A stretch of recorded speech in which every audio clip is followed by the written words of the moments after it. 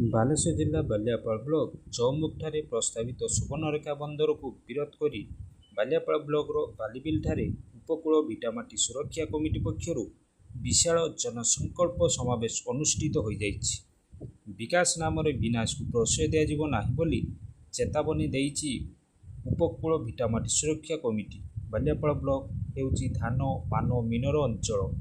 ଏଠାକାର ଲୋକେ ଧାନ, ପାନ, ମାଛ, ଚିନାବାଦାମ, ନଡ଼ିଆ, କାଜୁ ପ୍ରଭୃତି ଚାଷ କରି ବାର୍ଷିକ 10 ଲକ୍ଷରୁ ଅଧିକ ଟଙ୍କା ରୋଜଗାର କରୁଛନ୍ତି।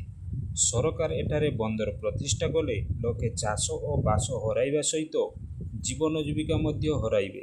ଚୌମୁଖରେ ସୁବର୍ଣ୍ଣରେଖା ବନ୍ଦର ଏବଂ ଦକ୍ଷିଣ ବାଲିଆପାଳ ଅଞ୍ଚଳରେ ପେଟ୍ରୋକେମିକାଲ କମ୍ପାନୀ ନିର୍ମାଣ କରିବା ପାଇଁ ସରକାର ପ୍ରସ୍ତାବ ଦେଇଛନ୍ତି।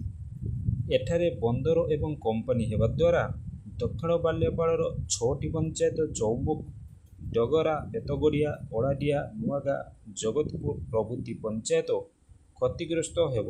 ତେଣୁ ଏହି ଅଞ୍ଚଳରେ କୌଣସି ବନ୍ଦର ଏବଂ ମାରାତ୍ମକ କମ୍ପାନୀ ନିର୍ମାଣ କରିବାକୁ ଦିଆଯିବ ନାହିଁ ବୋଲି ଚେତାବନୀ ଦିଆଯାଇଛି। ଏନେଇ ଆଜି ବାଲିଆପାଳ ବ୍ଲକ ଓଳାଡ଼ିଆ ପଞ୍ଚାୟତର ବାଲିବିଲଠାରେ ବିଜୟୀ ବାଲିଆପାଳ ଜନ ଆନ୍ଦୋଳନର 40 ବର୍ଷ ପୂର୍ତ୍ତି ଅବସରରେ ବିଶାଳ ଜନସମ୍ପର୍କ ସମାବେଶ ଆୟୋଜିତ କରାଯାଇଛି।